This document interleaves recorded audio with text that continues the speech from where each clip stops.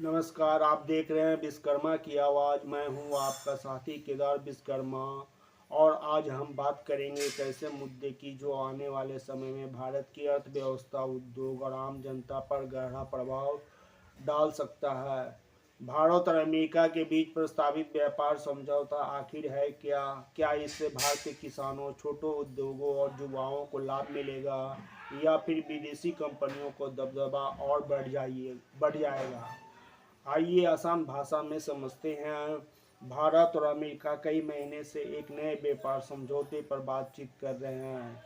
इसका उद्देश्य दोनों देशों के बीच व्यापार बढ़ाना, कुछ वस्तुओं पर आयात शुल्क कम करना और निवेश को प्रोत्साहित करना है।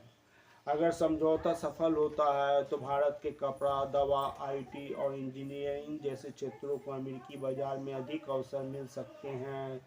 दूसरी ओर अमेरिका चाहता है कि उसके कृषि उत्पाद, डेयरी और कुछ औद्योगिक सामान में कुछ कम शुल्क पर प्रवेश करें। भारत में अमेरिका के राजदूत सर्जियो गोर ने कहा कि भारत और अमेरिका व्यापार समझौता अपने अंतिम चरण में पहुंच चुका है और अब केवल करीब 1% वार्ता ही शेष है।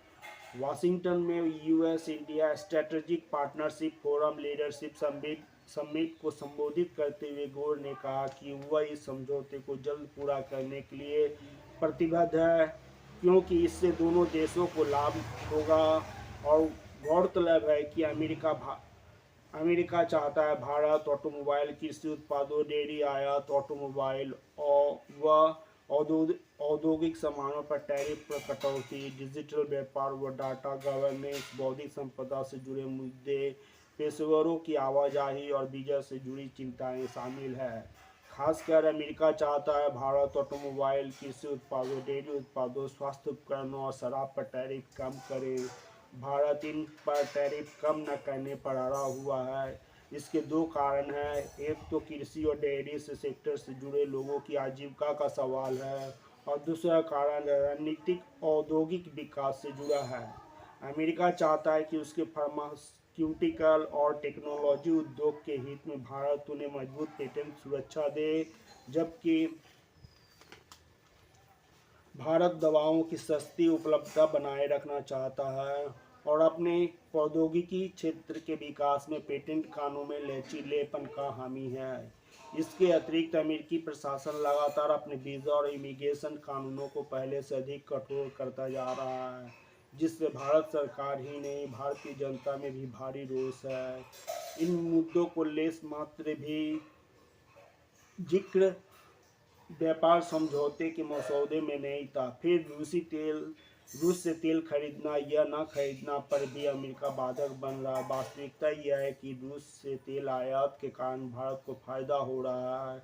इस तरह रूस से तेल खरीदने की शर्तें भी अमेरिका के साथ व्यापार समझौतों में अड़चन बन रही है।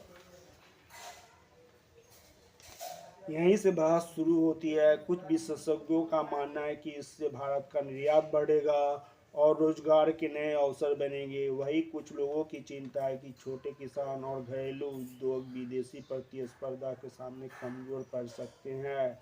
अब सवाल आपसे, क्या भारत को ऐसे व्यापार समझौते करने चाहिए या पहले अपने छोटे उद्योगों और किसानों को पूरी तरह मजबूत करना चाहिए?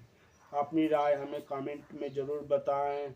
अगर आपको यह वीडियो जानकारीपूर्ण लगा हो तो वीडियो को लाइक करें, चैनल को सब्सक्राइब करें और बेल आइकन दबाना ना भूलें। धन्यवाद। फिर अगले मुद्दे लेकर के हाजिर होंगे।